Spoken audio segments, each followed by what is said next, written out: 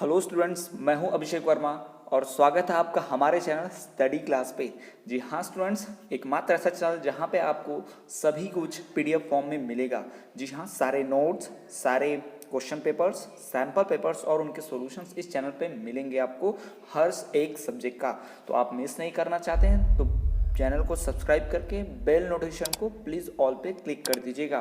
तो चलिए बिना किसी देरी के हम शुरू करते हैं सैम्पल पेपर के सॉल्यूशन के बारे में। तो आप सभी ने सैम्पल पेपर तो देख ही लिया होगा, तो चलिए हम बात कर लेते हैं डायरेक्टली इसके सेक्शन 1 की तरफ बढ़ते हैं और इसके क्वेश्चन का सॉल्यूशन देखते हैं। Question number first, who among the following was founder of young Europe underground secret society in burn. तो इसमें का सही आंसर होगा गिसेपी मजीनी। जी हाँ, 4 आंसर में से होगा गिसेपी मजीनी, गिसेपी गरीबाल्डी, गिसेपी मजीनी। यहाँ पर मैं आपको क्वेश्चंस का एक्सप्लेनेशन भी दूंगा, जस्ट आपको सिर्फ और सिर्फ क्वेश्चन का आंसर नहीं बताऊंगा बल्कि एक्सप्लेनेशन भी दूंगा।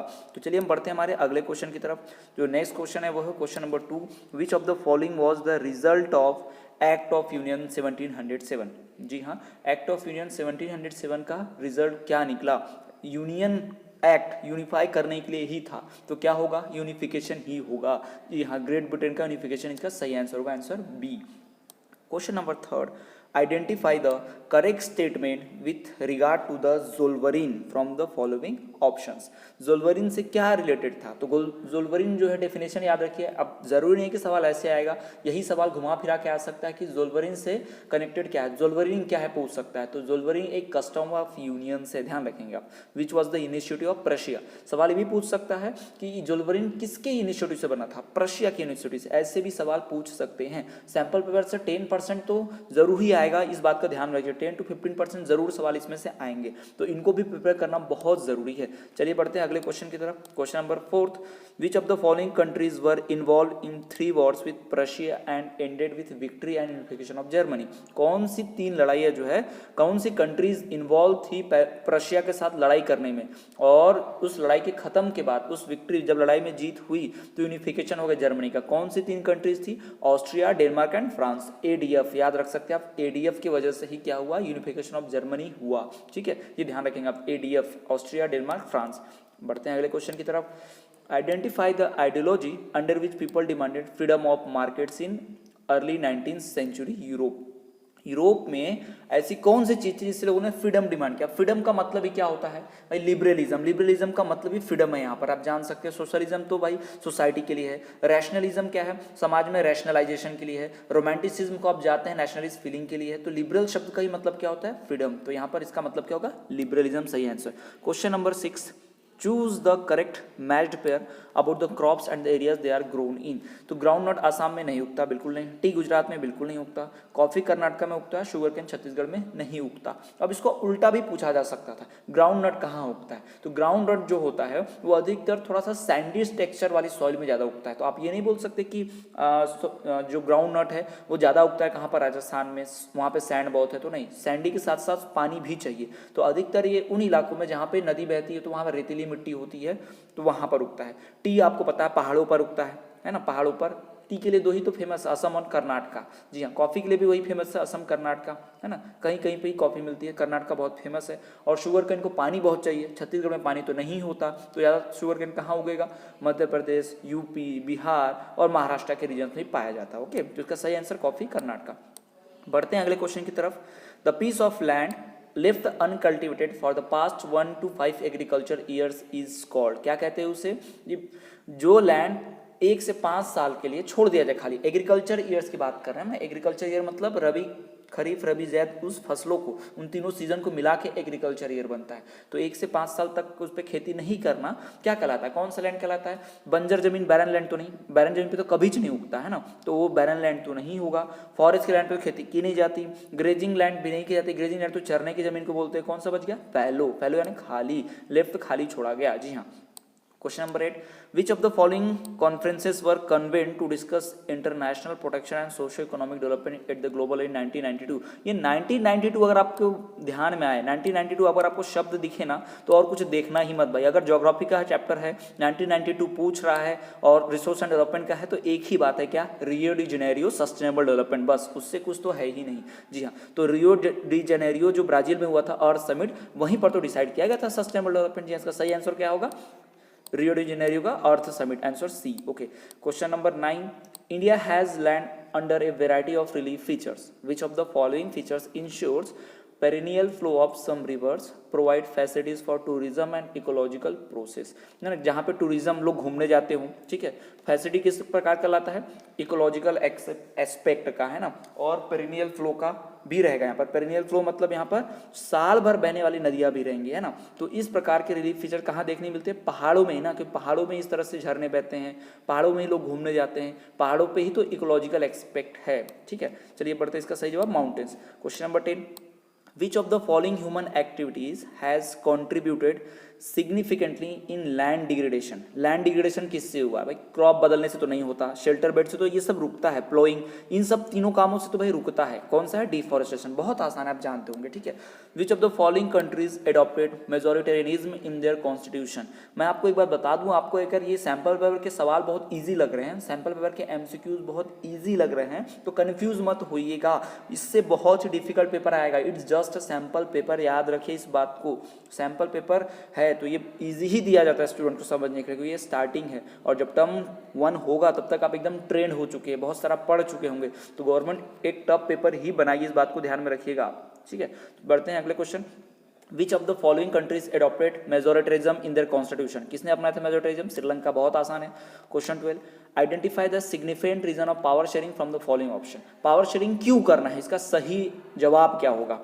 सोशल और इकोनॉमिक झगड़ा, कॉन्फ्लिक्ट कम करने के लिए, provide ethnic culture development, ethnic और कल्चर यानी कि लैंग्वेज से रिलेटेड, कल्चर से रिलेटेड डेवलपमेंट करना है, इसलिए people allow people to enjoy specific rights, people को कुछ स्पेसिफिक खास राइट्स मिल सके, ऐसा ये तो अलग करता है ना, स्पेसिफिक राइट तो पावर शेयर करता ही नहीं, ये तो अलग करता है, ये तो बिल्कुल नहीं होगा।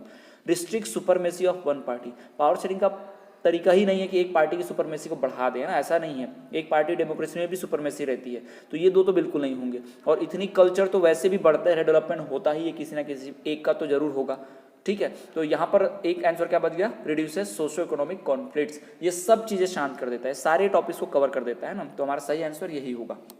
क्वेश्चन नंबर 13, ठीक है, आप सही आंसर क्या होगा आपको बहुत से चैनल्स ने बताया होगा, लेकिन सही आंसर क्यों है वो ये समझना आपको इसी चैनल पर मिलेगा, तो इसी चैनल पर बने रहिए, सब्सक्राइब कीजिए, बेल नोटिफिकेशन को ऑल पर रखिए, और अपने क्लासमेट्स और फ्रेंड को जरूर शेयर कीजिए, ताकि जरूरतमंद को हेल्प हो सके और आसानी से पढ़ाई कर पाएं, सब कुछ फ्री। आपको इस वीडियो के डिस्क्रिप्शन में हमारा टेलीग्राम का लिंक मिलेगा, आप वहाँ जाकर टेलीग्राम के चैनल को ज्वाइन कर सकते हैं, वहाँ पर आपको PDF, नोट्स, वीडियो लेक्चर सब कुछ मिलेंगे।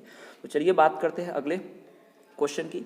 Apart from the central and the state government, Belgium has a third kind, तीसरी गवर्नमेंट कौन सी थी, बहुत आसान है, कम्युनिटी गवर्नमेंट, सभी जानते हैं, जी हाँ। Question number 14, which of the following countries is an example of coming together federation? Coming together federation का सही एग्जांपल क्या है? तो कमिंग टुगेदर में कौन आता है भाई, कम टुगेदर मतलब अलग अलग होके एक साथ आना, ठीक है, ये यूरोपियन कंट्रीज में होता है, इंडिया में तो बिल्कुल नहीं होता, इधर की कंट्रीज में, तो इंडिया श्रीलंका बिल्कुल नहीं होगा, ये तो हम जानते हैं। कहाँ पर होगा, USA में होगा, बेल्जियम में तो ऐसा कुछ था नहीं, हमने देखा भी है, USA में होता है कमिंग टुगेदर, और एशिया में होता है होल्डिंग टुगेदर, ऐसा कुछ समझो आप, ठीक है। Question number 15, why is the power shared among different organs of government is called horizontal distribution of power? Identify the correct reason. Power sharing जो डिफरेंट ऑर्गन्स में करते हैं उसे हॉरिजेंटल क्यों कहते हैं? हॉरिजेंटल मतलब सीधा, इस तरह से सीधा, ठीक है, जैसे लाइन है, हॉरिजेंटल मतलब ऐसा सीधा, हॉरिजेंटल मतलब क्या होता है, इस तरह से हॉरिजेंटल, और वर्टिकल मतलब क्या होता है, सीधा ऊपर से आते हुए नीचे, यानी टॉप पे ज्यादा पावर, लोअर में कम पावर, ये हो गया वर्टिकल, जैसा एरो जा रहा है ऊपर, ये वर्टिकल। हॉरिजॉन्टल में क्या होता है, सेम, सब सेम लेवल पे, यहाँ पे बी देखो सेम लेवल पे लिखा है, उसके बाद इट भी सेम लेवल पे लिखा है, गवर्नमेंट भी सेम लेवल पे लिखा है, तो ये भले ही अलग अलग है लेकिन सब सेम लेवल पर है, सबकी पावर सेम है, तो हॉरिजॉन्टल को हॉरिजॉन्टल क्यों बोलते हैं कि इसमें सबकी पावर क्या होती है, सेम होती है। तो चलिए देखते हैं आगे, इसका जवाब क्या होगा। It allows organs of different government to be placed at the same level. Different government यानी कि स्टेट लेवल हो, सेंट्रल लेवल हो, लोकल लेवल हो, सबको सेम लेवल पे एंजॉय करने मिलता है पावर, इसलिए इसको क्या बोलते हैं, हॉरिजॉन्टल। अगला सवाल, in India's federal system the central and state government have the power to legislate on all those subjects which are included in. Central और स्टेट दोनों बना सकते हैं, किस पर, यूनियन पे तो बिल्कुल नहीं, स्टेट पे तो बिल्कुल नहीं, रेसिडुअरी में तो बस यूनियन ही बनाता है भाई, सेंट्रल गवर्नमेंट ही बनाती है, तो बचा कौन सा, कॉन्करेंटली, जिसपे दोनों बना सकते हैं, जी हाँ सही जवाब। Question number 17, which of the following states of India enjoy special powers under article 371। 371 के अंडर किसको आर्टिकल ज़्यादा स्पेशल पावर मिलती है? वैसे 370 आर्टिकल से कश्मीर को मिलता था, उसको हटा दिया, तो 370 के अलावा कौन सा बच गया? 371। यानी राजस्थान, पंजाब, तमिलनाडु तो नॉर्मल स्टेट से हम सब जानते हैं। यहाँ अब नॉर्मल कौन है, अलग कौन है? नागालैंड। तो सही जवाब नागालैंड। अभी 371 आर्टिकल क्या होता है मैं आपको बता दूं। 371 आर्टिकल के हिसाब से आप उस एरिया में जाके जमीन नहीं खरीद सकते, यानी आप नागालैंड में जाके प्रॉपर्टी नहीं खरीद सकते, नागालैंड में जाके आप फैक्ट्री नहीं लगा सकते, नागालैंड के आप जंगल नहीं काट सकते। इससे वहाँ के जो जनजाति है, वहाँ की जो ट्राइबल कम्युनिटी है, उनकी जमीन नहीं छीनी जाएगी, उनका एक्सप्लोरेशन नहीं होगा, इसलिए ये नियम बना है। लेकिन ये नियम थोड़ा कॉन्ट्रोवर्शियल है, क्योंकि इस वजह से वहाँ पे फैक्ट्री नहीं बन सकती, तो वहाँ पे डेवलपमेंट भी नहीं हो रहा है। तो अक्सर आप नागालैंड की ज़्यादा न्यूज़ सुनते नहीं होंगे, नागालैंड के बारे में आपको ज़्यादा पता नहीं होगा, है ना, क्योंकि वो ये जो नागालैंड को बचाने के लिए रूल बनाया गया है, वही नागालैंड को अनडेवलप भी रख रहा है। तो इस पे कंट्रोवर्शियल लॉ भी है एक्चुअली ये, ठीक है। चलिए बढ़ते हैं अगले क्वेश्चन की तरफ। विच one of the following is an example of primary sector activity? Primary sector का एक्टिविटी कौन सा है? बैंकिंग सर्विस है, आउटसोर्सिंग सर्विस है, फार्मिंग, बैंकिंग, यहाँ पर बेकिंग दिया हुआ है, ठीक है। तो ये सब तो नहीं है। इंपॉर्टेंट क्या होगा? फार्मिंग। अब ये मत बोल देना कि बेकिंग, भाई बेकिंग भी ब्रेड जो बनती है गेहूं से ही बनती है, आटे से ही बनती है, लेकिन उसको फैक्ट्री में बना रहे हैं, प्रोड्यूस नहीं कर रहे हैं, तो ये सेकेंडरी सेक्टर में आएगा, ना कि प्राइमरी। तो सही जवाब क्या होगा यहाँ पर? Farming. Question number 19, which of the following measures the proportion of literate population in the 7 above age group? तो लिटरेट पर्सन की जो पॉपुलेशन होती है, वो जो प्रोपोर्शन होता है, उसको हम क्या बोलते हैं, उसे किस में रखते हैं हम लोग, है ना, लिटरेसी रेट रखते हैं ना भाई। अगर 7 साल यानी 7 साल के बच्चों को पढ़ना लिखना आता है ना, 7 और उसके अबव एज ग्रुप में, तो उसे हम क्या कहते हैं? लिटरेट में रखते हैं, ठीक है। लिटरेसी रेट उसी से नापा जाता है। Question number 20, which of the following is the correct meaning of average income? Average income की इनकम क्या होगी? सबकी इनकम को प्लस करके उसे पॉपुलेशन डिवाइड कर दो, आपको पता होगा पर कैपिटा इनकम को ही एवरेज इनकम कहते हैं। सवाल पलट के आ सकता है कि एवरेज इनकम की जगह पर कैपिटा इनकम क्या है, तो आप कैसे बताओगे? जब टोटल इनकम को पॉपुलेशन से डिवाइड करते हैं ना, the total income of the country divided by its earning population. नहीं, अर्निंग मतलब सिर्फ कमाने वाली नहीं भाई, टोटल से डिवाइड करते हैं। तो यहाँ पर सही आंसर बी होगा, देख लो, the total income of the country divide by its total population. इस तरह से कंफ्यूजिंग एमसीक्यूज मिलते हैं, लगता है बड़ा आसान है, लेकिन देखो यहाँ पर कोई भी बच्चे नॉर्मल स्टूडेंट कंफ्यूज हो जाते हैं। कैसे? कि टोटल इनकम को डिवाइड कर दो पॉपुलेशन से, ना तो अर्निंग पॉपुलेशन से डिवाइड करना है कि टोटल से करना है, ये कंफ्यूजिंग होता है ना। तो टोटल से करना है, चाहे कमाओ या नहीं कमाओ, ठीक है।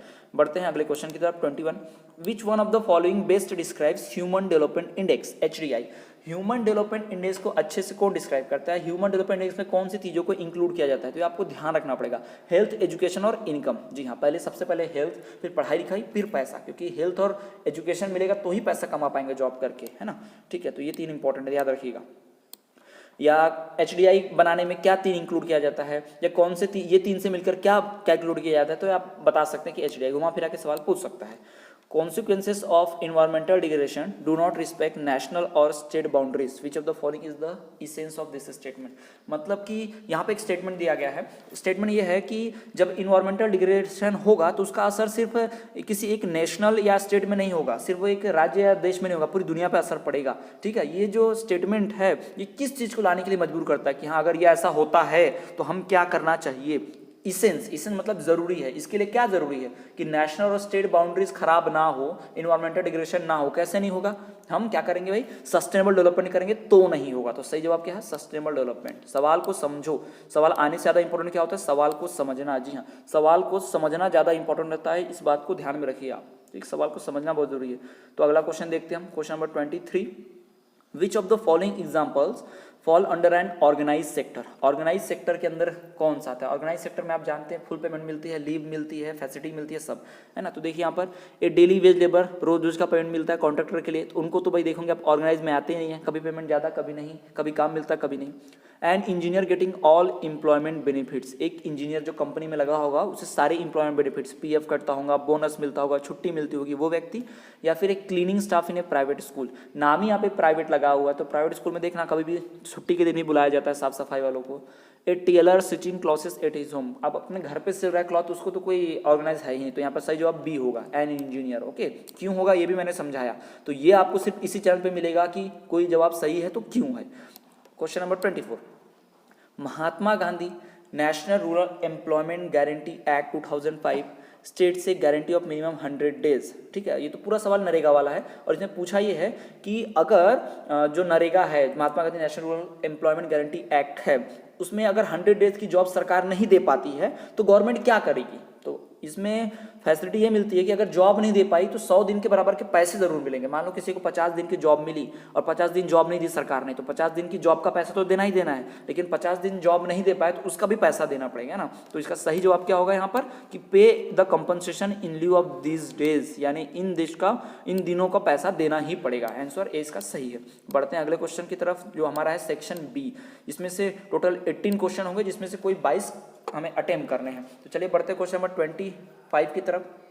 फॉलोइंग द इमेज, अभी जो इमेज आपको दिख रही है, जो फोटो दिख रही है ना, मैं इनलार्ज करके आपको दिखा सकता हूँ। ये जो फोटो दिख रही है आपको, ये फोटो बताइए किसकी है, किसको रिप्रेजेंट करती है। तो जर्मेनिया, झंडा आप देख सकते हैं पीछे है ना, जर्मनी का झंडा, तो जर्मेनिया को रिप्रेजेंट करती है। कौन सा ये जर्मेनिया है, जर्मेनिया है, ये क्या है जर्मेनिया है। ओके, अब बढ़ते हैं अगले क्वेश्चन की तरफ अपने।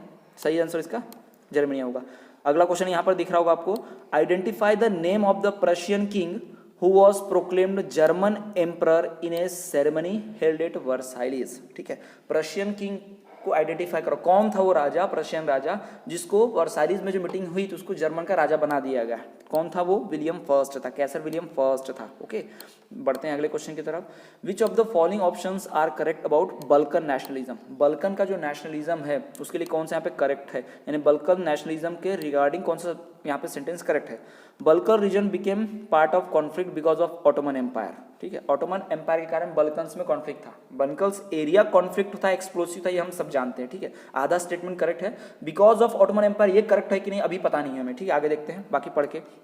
The region comprised of ethnic group includes Greeks, Serbs, Montenegro, etc. नहीं। British and ethnic nationalists struggle to establish their entity, ये भी नहीं। अगला यहाँ ऑप्शन दिए, तीनों में से कौन सा करेक्ट है, तो ये वन यहाँ सही आंसर है फर्स्ट एंड सेकंड। जी हाँ, फर्स्ट एंड सेकंड, यानी ए नंबर का सही आंसर। ये फर्स्ट जो रीजन है कि इसी की वजह से सही है पूरी तरह से, और बहुत सारे ग्रुप इन्वॉल्व थे, यानी एक ऑप्शन यहाँ पे करेक्ट नहीं है, यहाँ पर एक साथ दो ऑप्शंस करेक्ट हैं। ठीक है, तो यहाँ पर दिया हुआ कि first and a are second are correct. Okay, चलिए बढ़ते हैं अगले क्वेश्चन की तरफ। Why did the weavers in Silesia revolt against contractors in 1845। ठीक है, सिलेसिया के जो वीवर्स उन्होंने रिवोल्ट क्यों किया, उसका कारण बताइए। Contractor did not paid their dues, contractors appointed fee on high post, ये तो हो ही नहीं सकता, हाई पोस्ट पे अपॉइंट कर दिया तो कैसे वो रिवोल्ट होगा। कॉन्ट्रैक्टर यूज्ड गवर्नमेंट पॉलिसीज, नहीं, गवर्नमेंट पॉलिसी का इस्तेमाल ही नहीं किया था भाई, गवर्नमेंट के हिसाब से चलते तो फायदा होता। Contractors give their loans on high interest. ठीक है, लोन तो वैसे भी कोई हाई इंटरेस्ट पे देता है, कोई लेना नहीं लेना अपना ऑप्शन है। कॉन्ट्रैक्टर्स हमने बकाया पैसे ही नहीं दिए, contract did not pay their dues, यही सही आंसर होगा। Question number 28, identify the major expect that helped in formation of a nation state in Britain. ठीक है, तो वो मेजर एक्सपेक्ट बताइए जो नेशन स्टेट को बनाने में हेल्प किया, कौन सी चीज़ें हेल्प किया। तो आप देखेंगे ब्रिटेन के रिवोल्यूशन को, ब्रिटेन की यूनिफिकेशन को स्ट्रेंज रिवोल्यूशन कहा जाता है, स्ट्रेंज केस, क्योंकि ये ब्लडलेस रिवोल्यूशन है, ना खून खराबा हुआ ना लड़ाई हुई, पूरी पॉलिटिकल तरीके से क्या किया गया, इसमें यूनिफिकेशन किया गया, बहुत इंपॉर्टेंट है, ध्यान दीजिएगा। ठीक है, तो सही आंसर है, देख लो यहाँ पर, the parliament through a bloodless revolution seized power from the monarch. ठीक है, ये इसका सही जवाब होगा, इस पर शॉर्ट नोट लिखने भी आ सकता है। चलिए question number 29, identify the soil with the help of clues given below. In clue से आप सॉइल को आइडेंटिफाई कीजिए, कौन सी सॉइल डेवलप होती है, high temperature and heavy rainfall. Alluvial तो बिल्कुल नहीं होगी, ब्लैक भी नहीं होगी। ठीक है, ह्यूमस लो ये भी नहीं होगा, है ना, ब्लैक एलुवियल तो हो ही नहीं सकता, येलो भी नहीं हो सकता, और जंगल तो बिल्कुल नहीं हो सकता क्योंकि ह्यूमस तो हाई चाहिए उसमें, है ना, जंगल में वाला फॉरेस्ट सॉइल में। तो हिली एरियाज में मिलती है, कर्नाटका, केरला एंड तमिलनाडु। तो कौन सी सॉइल होगी, लैटेराइट सॉइल होगी। सही जवाब क्या होगा इसका, लैटेराइट सॉइल। जी हाँ, क्वेश्चन नंबर 30 देखिए, which of the following categories of resources can we put in tidal energy. हम टाइडल एनर्जी में यहाँ पे कौन से रिसोर्सेज को रख सकते हैं। टाइडल एनर्जी यानी लहरों से बनने वाली एनर्जी, यानी समुद्र की लहरें जब आएंगी तब बनेगी, तो ये पोटेंशियल तो है नहीं, एक्चुअल भी नहीं है, और ऐसा तो नहीं एक बार खत्म होगी तो लहर डबल आएगी नहीं, है ना, तो ये कौन सा होगा, रिन्यूएबल, बार बार आ सकती है। ठीक है, अगला question number 31, consider the following statements on power sharing and select the answer using the codes given below. Power sharing के लिए कौन से स्टेटमेंट यहाँ पर करेक्ट है और आपको चुनना है, एक साथ कितने करेक्ट है। ठीक है, कोई 3 स्टेटमेंट यहाँ पर करेक्ट मिलेंगे आपको, कौन से 3 स्टेटमेंट करेक्ट है। पहला, it is good for democracy, हाँ भाई ये तो सही है। It creates harmony in different groups, हाँ सभी ग्रुप शांत रहते हैं, ये भी सही है, यानी पहला दूसरा सही है। तो पहला दूसरा वाला कौन सा ऑप्शन सही है, ए और डी में पहला दूसरा सही दिया है ना, तो हमारा ऑप्शन ए और डी में से एक होगा। चलिए देखते हैं तीसरे को, it brings transparency in the government, it brings socio political competition among parties, नहीं कॉम्पिटिशन नहीं आता है, तो पीस लाता है ना, तो ये क्या होगा, ट्रांसपेरेंसी लाता है। तो तीसरा, पहला दूसरा तीसरा करेक्ट है, तो कौन सा ऑप्शन, ए। जी हाँ, first second third correct. Question number 32, how does judiciary act as an umpire in a federal nation? Federal nation में जुडिशरी एक अंपायर देख रेख का रोल कैसे प्ले करती है, तो ये बताना है हमें। इसमें कोर्ट क्या करता है भाई, अपने पावर का इस्तेमाल करके कॉन्स्टिट्यूशन को रीइंटरप्रेट करता है, यानी कि जब भी कोई अगर लॉ इन्फ्लिक्ट करेगा, यानी एक लॉ दूसरे लेवल की गवर्नमेंट को सताएगा या दूसरा लेवल इंटरफेयर करेगा, तो उस कॉन्स्टिट्यूशन को इंटरप्रेट कर सकता है इस तरह से, ठीक है। तो जुडिशरी क्या करता है, as a act of empire करता है, ठीक है, एम्पायर की तरह देखभाल। क्वेश्चन नंबर 33, ट्रू स्टेटमेंट यहाँ पर दी है, एक असर्टेंस और रीजनिंग वाला। जी हाँ, बहुत इंपॉर्टेंट असर्टेन और रीजनिंग वाला क्वेश्चन है। तो असर्टेन है और यहाँ पे जो असर्टेन और रीजनिंग वाला दिया हुआ है, चलिए पढ़ लेते हैं। एक यहाँ पर स्टेटमेंट देगा और उसका कारण देगा। तो स्टेटमेंट देखिए, Sri Lanka adopted Sinhala is the only official language of the state. ऐसा क्यों, इसका रीजन क्या है? The government of Sri Lanka wanted to foster their culture, language and religion.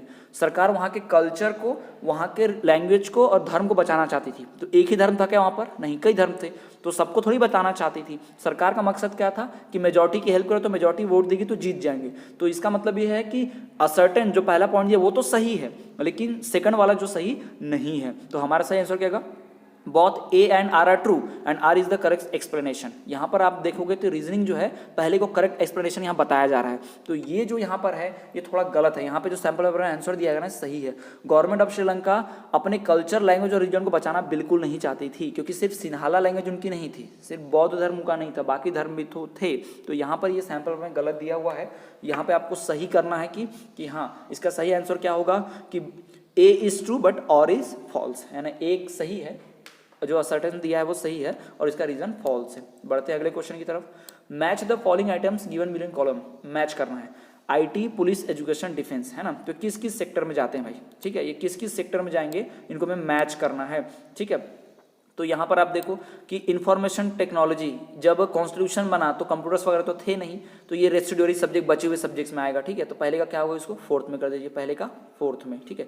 तो पहले का फोर्थ में कौन कौन से ऑप्शन में दिया है? पहले का फोर्थ ए दिया है और सी दिया है और डी दिया है, ए सी डी में से होगा, बी तो बिल्कुल नहीं होगा। बढ़ते हैं दूसरे की तरफ। पुलिस जो है वो कौन से लिस्ट में आती है भाई? स्टेट लिस्ट में आती है। आप जानते होंगे पुलिस किस में आती है? स्टेट लिस्ट में। तो दूसरे को होगा तीसरा, है ना, पहले वाला दिख रहा है आपको। एजुकेशन किस में आता है भाई? एजुकेशन को आप देखेंगे तो ये भी किस में आएगा? उसी में आएगा, है ना। एजुकेशन भी किस में आएगा? उसी में। कॉन्क्रीटली दोनों, स्टेट गवर्नमेंट भी, स्टेट बोर्ड भी चलता है, सीबीएसई भी चलता है। डिफेंस किस में आता है? ये तो सरकार देखती है ना, सेंट्रल गवर्नमेंट पूरे देश के लिए। तो कौन सा होगा डिफेंस? किसके हो जाएगा भाई? Union list, second. तो कौन सा आंसर करेक्ट है हमारा? ए आंसर करेक्ट है, ठीक है। तो चलिए हम देखते हैं, बढ़ते हैं अगले क्वेश्चन की तरफ। अगला क्वेश्चन है थोड़ा सा वर्ड प्रॉब्लम जैसा है, मेंटल एबिलिटी जैसा, थोड़ा ध्यान से सुनिए इसको। Anita is appearing in an examination conducted for recruitment to central government position, ठीक है। अनीता जो है वो एक एग्जाम दे रही है जिसमें वो सेंट्रल गवर्नमेंट की पोजीशन के लिए, यानी कि सेंट्रल गवर्नमेंट की जॉब है उसके लिए वो अपीयर हो रही है, यानी एग्जाम पास कर लेगी तो सेंट्रल गवर्नमेंट की जॉब मिल जाएगी। In how many languages as mention in the 8th schedule can she opt in to take the exam. अब वो सेंट्रल गवर्नमेंट के हिसाब से वो कितने भाषाओं में एग्जाम दे सकती है। अब वो सेंट्रल गवर्नमेंट की एग्जाम है, किसी स्टेट की नहीं है। महाराष्ट्र की होती तो मराठी में जाती, ठीक है। अगर वो यूपी की होती तो हो सकता है हिंदी और उर्दू में जाती। तमिलनाडु में तो तमिल में जाती, तेलुगु में जा सकती थी। केरला में होती तो कन्नड़ में जा सकती थी, कर्नाटका केरला में, है ना। लेकिन ये पूरे देश के लिए है ना, ये सेंट्रल गवर्नमेंट एग्जाम है। तो कितनी लैंग्वेजेस बताई गई भाई? 22 लैंग्वेज बताई गई है, शेड्यूल्ड है ना, शेड्यूल लैंग्वेज। इन 22 भाषाओं में किसी भाषाओं में परीक्षा दी जा सकती है सेंट्रल गवर्नमेंट की, ठीक है। बढ़ते हैं अगले क्वेश्चन की तरफ। Identify the administrative system of the Indian government with the help of following information. भाई हमारा इस जो इन्फॉर्मेशन दी गई है उसके हिसाब से हमारे गवर्नमेंट को आइडेंटिफाई करो कि हमारे यहाँ क्या होता है। पावर शेयर किया जाता है। पावर शेयर करना मतलब क्या होता है? सेंट्रल से और थोड़ा सा स्टेट गवर्नमेंट से पावर लेकर लोकल गवर्नमेंट को दे देना, क्या कहलाता है? डिसेंट्रलाइजेशन कहलाता है। जी हाँ, it is called a third level of government, local government. तो ये डिसेंट्रलाइजेशन से ही तो बना है। तो हमारा सही जवाब क्या होगा? डिसेंट्रलाइज सिस्टम, सी नंबर यहाँ पर सही जवाब होगा। Question number 37, which of the following options prove that India as a quasi federal system. Quasi मतलब आधा फेडरल सिस्टम है। मैंने आपको पहले भी बताया होगा और पढ़ाया भी होगा, नहीं भी जानते तो फिर से आप बता दूं कि इंडिया फेडरल कंट्री तो है, लेकिन फेडरल लिखा नहीं हुआ है कहीं भी, फेडरल शब्द का इस्तेमाल नहीं हुआ है, ठीक है। तो ऐसा क्यों नहीं हुआ? क्योंकि हम इसमें कुछ अलग से भी ये रूल इस्तेमाल करते हैं। जैसे कि देखो यहाँ पर which of the following options prove that India is a quasi federal state. कौन सा ऑप्शन प्रूव करता है भाई? कि more powers with centre, residuary subject with centre, equal subject with centre and state. गलत है। तीसरा तो बिल्कुल गलत है ना, इक्वल सब्जेक्ट थोड़ी देते हैं हम। Currency and railways with centre, ये दोनों सेंटर पे है ना। चौथा बिल्कुल करेक्ट है, पहला भी करेक्ट है, दूसरा भी करेक्ट है। पहला, दूसरा, चौथा कनेक्ट है। तो कौन सा? ये बी आंसर हमारा सही होगा, ठीक है। चलिए बढ़ते हैं अगले क्वेश्चन की तरफ। Question number 38, identify the correct statement about the theory of federalism in the Indian constitution. Federalism की करेक्ट थ्योरी क्या है? The constitution declare India as a union of states. याद रखिए, आपको लगता है कि एमसीक्यू 4 में से एक चुन के खुश हो जाएंगे, बिल्कुल नहीं। यहाँ पर देखो 4 में से एक दो चुनने हैं, 3 चुनने हैं, तो आप बता नहीं सकते कौन सही है कौन गलत है। तो आसान मत समझिए, पेपर बहुत टफ होगा, इस बात को ध्यान रखिए, बहुत कंफ्यूजिंग होगा। तो यहाँ पर कौन सी चीज़ हमारे इंडियन कॉन्स्टिट्यूशन को फेडरलिज्म बनाती है, चलिए देखते हैं। पहली बात यहाँ पर कि the constitution declare India as a union of states, correct statement है।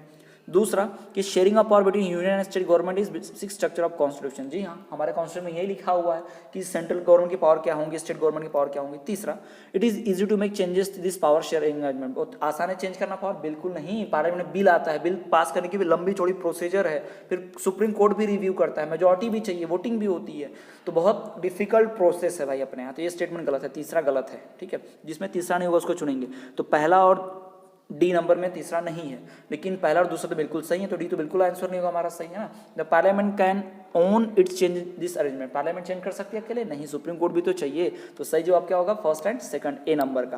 Question number 39, two statements are given in the question below as assertion and reasoning. दो स्टेटमेंट दिए हुए हैं, अब बताइए इसमें कौन करेक्ट है कौन करेक्ट नहीं है, ठीक है। तो यहाँ पर देखिए, human development mentions how much socio economic development has happen in the country.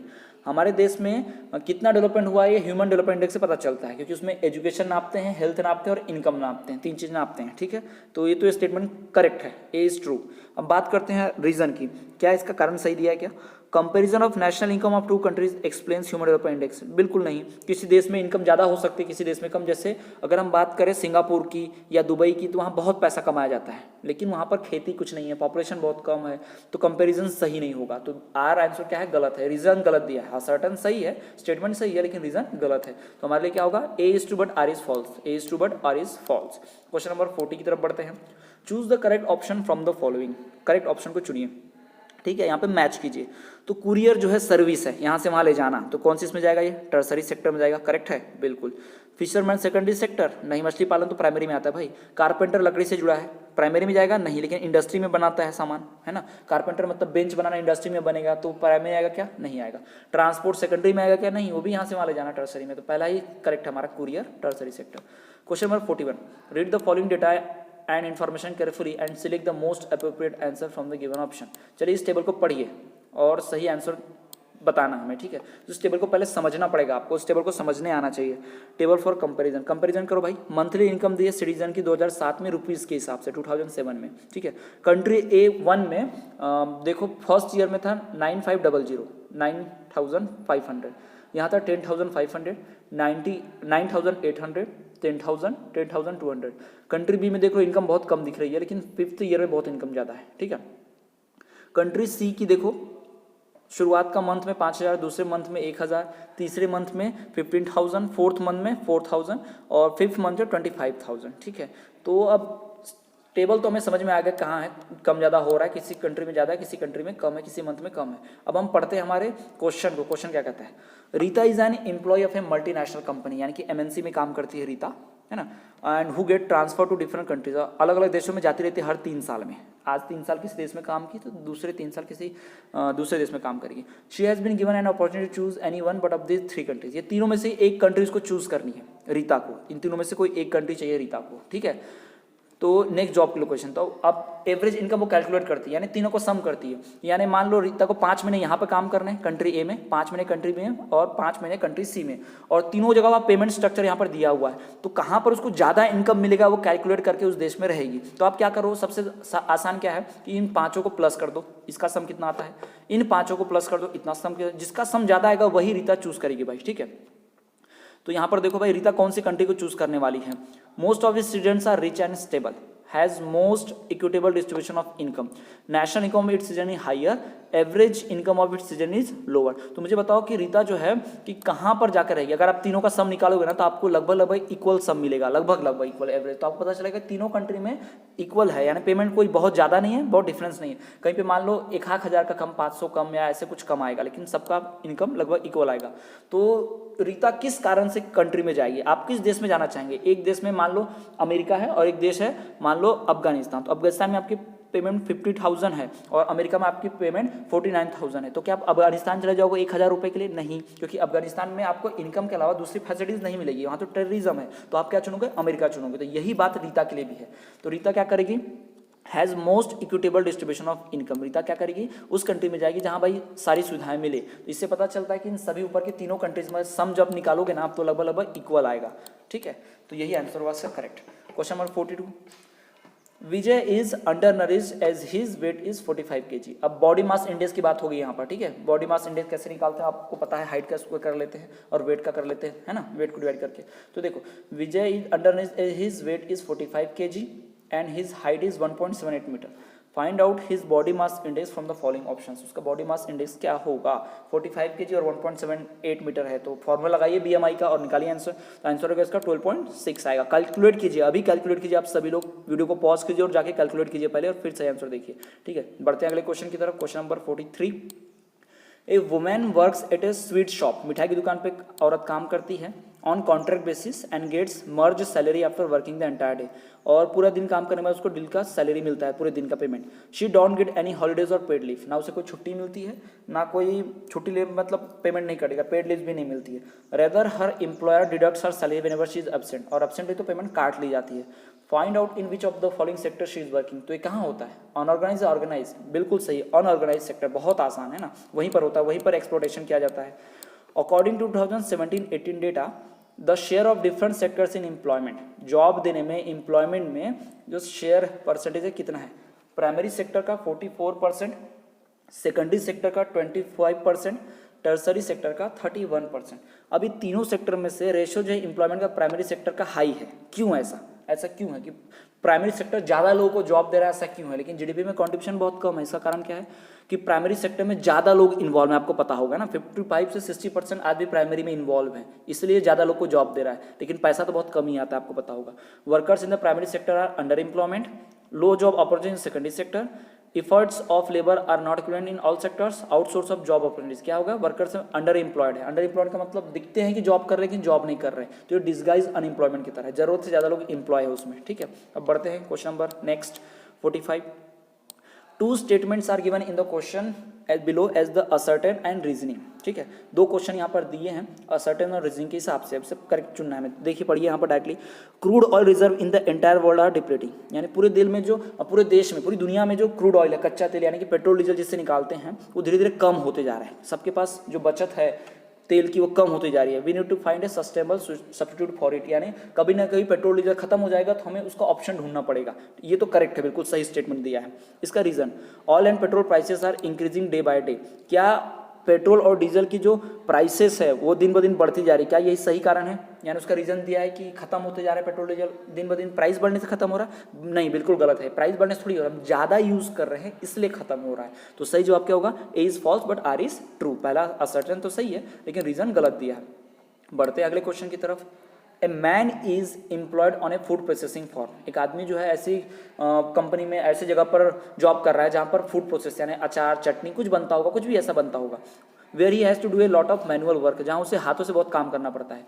His wife and daughter also help in his work on the farm every day. उसकी वाइफ और उसकी बेटी भी वर्क करती है। Which type of employment in this and example. किसका employment है? मतलब काम तो एक ही आदमी कर रहा है लेकिन हेल्प करेंगे दो लोग, लेकिन पेमेंट एक को ही मिलेगी। तो ये किस तरह का है? जरूरत से ज़्यादा लोग इन्वॉल्व हैं, तो कौन सा होगा ये? आपको पता है, अंडर एम्प्लॉयमेंट या फिर डिसगाइज्ड अनएम्प्लॉयमेंट भी कहते हैं इसे, या फिर ठीक है डिसगाइज अनएम्प्लॉयमेंट भी कहते हैं इससे चाहे तो, या फिर अंडर एम्प्लॉयमेंट भी कहते हैं। सही जवाब। ओके, क्वेश्चन नंबर नेक्स्ट की तरफ बढ़ते हैं। चलिए, सेक्शन सी आ गया डायरेक्टली। यहाँ पर क्या करना है आपको? इस पूरे सोर्स को पढ़ना है और मोस्ट अप्रोप्रिएट ऑप्शन चूज करना है। ठीक है, तो यहाँ पर आपको पूरा का पूरा सोर्स पढ़िए। ये जो पूरा सोर्स आपके सामने दिख रहा है, इस पूरे सोर्स को आप पढ़िए और इसका सही जवाब आपको यहाँ से कैलकुलेट करना है। ये आपके लिए होमवर्क की तरह है आपको, ठीक है, ये मैं एक्सप्लेन नहीं करूँगा, ये होमवर्क की तरह आपको पूरा सॉल्व करना है। चलिए अगला क्वेश्चन है, आप जब पूरा पढ़ लेंगे तो आपको अगला क्वेश्चन इसी तरह से मिलेगा। यहाँ पूरे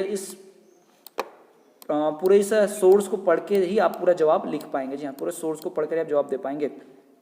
ठीक है, ठीक। तो ये सारे सवाल जो आपको दिख रहे हैं आपको सोर्स पढ़ के ही जवाब मिलेगा इनका, ठीक है। आपको सोर्स पढ़ना बहुत ज़रूरी है, ठीक है।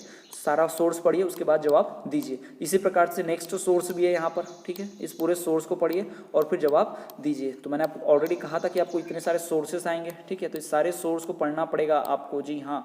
पॉज करके सारे सोर्स पढ़िए, आपके पास सैम्पल पेपर है ही ऑलरेडी, ठीक। और इस सैम्पल पेपर का पूरा PDF चाहते हैं तो डिस्क्रिप्शन में टेलीग्राम का लिंक है टेलीग्राम ग्रुप का, उस टेलीग्राम ग्रुप को जाके हमारे ज्वाइन कर लीजिए। चलिए हम आते हैं हमारे अगले सेक्शन डी पर आते हैं, ठीक है। वो मैंने इसलिए नहीं करा क्योंकि सोर्स है। अब सेक्शन डी को देख लो आप। सेक्शन डी पे मैप में दिया है, on the given outline map of India identify the location with the help of specified information. ये जो आपको जगह दिखाई दे रहे हैं, इन जगह की खासियत क्या है वो आपको आइडेंटिफाई करना है। On the political map of India mark करो A from the option. Salal dam को मार्क करो भाई, सलाल डैम कहाँ है मार्क करो। बी भाखड़ा नंगल, टिहरी, राणा प्रताप सागर। यानी कि ये जो आपको ए ऑप्शन दिख रहा है, यहाँ आपको जो ए ऑप्शन दिख रहा है, देखिए ध्यान से, यहाँ जो आपको ए ऑप्शन दिख रहा है ये आपको दिख रहा है जो पंजाब चंडीगढ़ के पास में, यहाँ ए जो दिख रहा है यहाँ पर, ये क्या है, क्या कौन सा डैम है वहाँ पर। और ये बी जो बना हुआ है, देखो बी यहाँ पर बना हुआ है बंगाल के पास में, तो यहाँ पर क्या है। तो चलिए हम बात कर लेते हैं, देख लेते हैं। तो यहाँ पर भाखड़ा नंगल डैम है, जो ए ऑप्शन है वो भाखड़ा नंगल डैम है। और जो बी रिप्रेजेंट कर रहा है किसको, असम को रिप्रेजेंट कर रहा है, किसको, असम को रिप्रेजेंट कर रहा है। ओके, तो ये यहाँ पर क्वेश्चन नंबर 60 हो गया, ठीक। अब यहाँ क्वेश्चन नंबर 60 में देखिए, which one of the following is the principal cereal crop, यानी स्टेपल प्रिंसिपल सीरियल क्रॉप है। तो राइस भाई, स्टेपल प्रिंसिपल सीरियल क्रॉप, अनाज में से बहुत मेन है राइस, ठीक है। तो ये तो आप जान सकते हैं असम में होता है। तो ये यहाँ पर हमारे सारे क्वेश्चंस कंप्लीट हो गए। तो यहाँ पर क्या हो गया, हमारा कंप्लीट होता है पूरा का पूरा सैम्पल पेपर का सॉल्यूशन, जी हाँ। तो इसी तरह से और भी सॉल्यूशन के लिए अदर सब्जेक्ट के सारे सॉल्यूशन, इंग्लिश, मैथ, साइंस, सब आपको मिलेगा इसी चैनल पर। अगर आप चाहते हैं इस तरह के सब कुछ तो आप हमारे टेलीग्राम ग्रुप को ज्वाइन कीजिए। पहले टेलीग्राम ग्रुप को ज्वाइन करेंगे तो आपको PDF, notes, video lecture, facts, daily news मिलेगी, आपके एजुकेशन से रिलेटेड सब कुछ मिलेगा। तो प्लीज़ चैनल को सब्सक्राइब कीजिए, शेयर कीजिए। मिलते हैं आपसे अगले वीडियो में, और कमेंट करके बताइए कि आपको और किस सब्जेक्ट का, नेक्स्ट किस सब्जेक्ट का वीडियो चाहिए। तो वीडियो के नीचे कमेंट जरूर कीजिए। ओके, धन्यवाद।